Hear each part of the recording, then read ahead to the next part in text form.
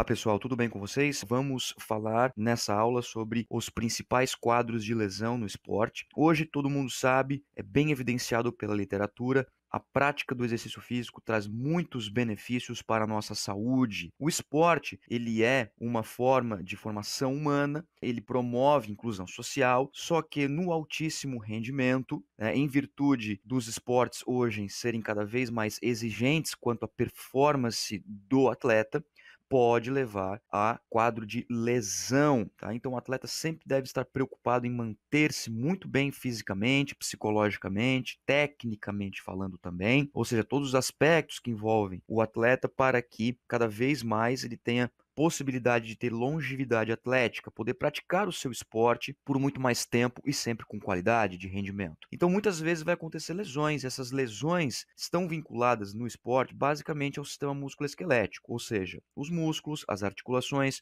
os ossos, tendões e ligamentos. E é dependente da especificidade de cada esporte. Então, eu vou ter lesão que ela é mais comum em um determinado esporte e vou ter outra lesão que ela é mais comum em outros esportes. E tem aquela lesão que ela aparece em muito mais esportes porque ela é mais comum de acontecer, tá? Porque alguns movimentos são muito parecidos entre os esportes. Entretanto, outros movimentos são característicos de esportes específicos. Nós temos esportes de combate, nós temos esportes de altíssimo contato físico, de impacto contra o solo, de manipulação de objetos, de arremessos, de lançamentos. Temos de tudo hoje. E entre as principais lesões, nós temos, por exemplo, a contusão. A contusão, pessoal, na linguagem coloquial, é aquela pancada no músculo, que ela é promovida geralmente por um adversário, como, por exemplo, no futebol, nas lutas, onde, devido a um golpe de um adversário, seja legal ou ilegal, pode causar um hematoma na região muscular, que pode levar a um caso grave, como, por exemplo, a miosite ossificante, onde há uma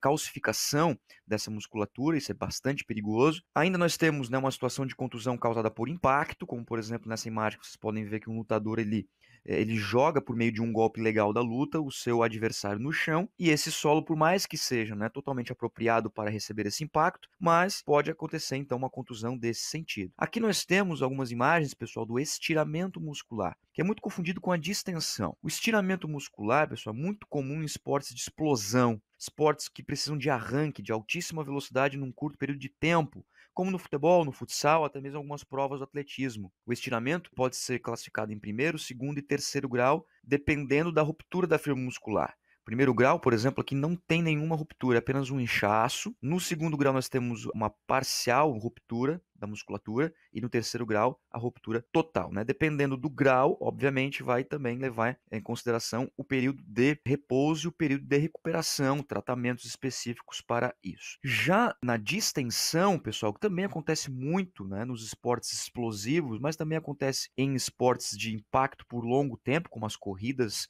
de fundo, por exemplo, no caso do atletismo, a distensão ela também está vinculada com um afastamento, com um rompimento das fibras musculares, mas também próximo ao tendão. O que muda então é a localização da lesão. A distensão está mais próxima ao tendão. Só lembrar de distensão, lembra do tendão, ok? Muito comum no futebol também. No futebol é bastante comum o estiramento de posterior de coxa, bíceps femoral. Nós também temos no tênis, que acontece na região superior do corpo, em virtude do movimento ser acelerado. No tênis também tem outros problemas graves, que não só a distensão muscular. Também leva-se em consideração o grau, primeiro, segundo e terceiro. Nós temos a entorse, pessoal, e a comum a entorse de tornozelo, quase que todos os esportes, principalmente de contato ou de manipulação de objetos ou de impacto, nós vamos ter esses problemas, né? No voleibol, em virtude da queda, no handebol, em virtude de poder pisar acidentalmente no pé de um adversário. Nós vamos ter aqui também, por exemplo, no rugby ou qualquer outro esporte que tenha contato. A entorse, ela está vinculada também com grau 1, grau 2, grau 3, conforme o rompimento dos ligamentos da parte do pé. Quando há um rompimento total, nós temos um grau 3, rompimento parcial, grau 2. Não há rompimento, nós temos então grau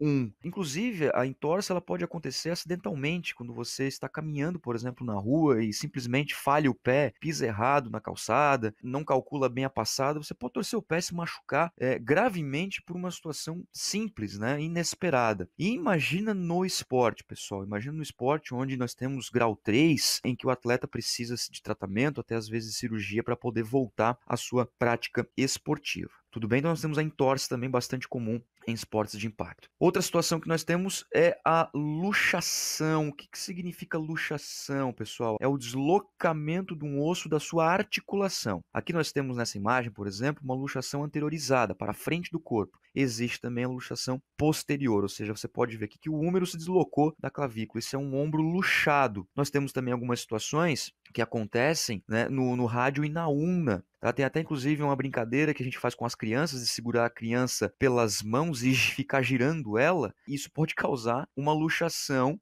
nessa região aqui, principalmente quando a criança é muito pequenininha. Pode deslocar o rádio, pode deslocar a ulna e causar uma luxação aqui na região do cotovelo. Muito comum em esportes de lutas, de pegada, como por exemplo os esportes como judô, com jiu-jitsu, levantamento olímpico, pessoal, é muito comum esse tipo de lesão, que é a luxação, tá? Em virtude do movimento feito com as rotações, bastante comum no crossfit também, no tênis, devido ao movimento acelerado, explosivo da região superior do corpo, do membro superior do corpo, promovendo esse movimento acelerado e causando luxação. Nós temos também no vôlei, bastante comum essa situação também. Nós temos a tendinite, pessoal. A tendinite é qualquer inflamação em qualquer tendão, comum em bastante esportes, principalmente esportes de impacto. Mais especificamente, quero falar da epicondilite.